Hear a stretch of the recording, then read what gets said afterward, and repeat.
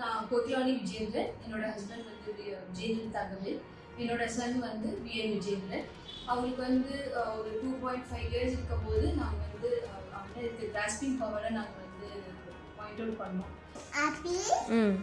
Very good, very good, very good, very good, very good. And what is this?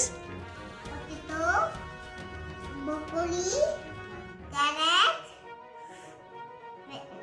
daddy finger, capsicum, beetroot, pumpkin. So அவனுக்குன்னு ஒரு recognition கிடைக்கணும் அப்படிங்கிறதுக்காக அவனுக்கு வந்து நாங்கள் வந்து வீடியோஸ் எடுத்து கலாம் ரெக்கார்ட்ஸ்க்கு வந்து அனுப்பணும்.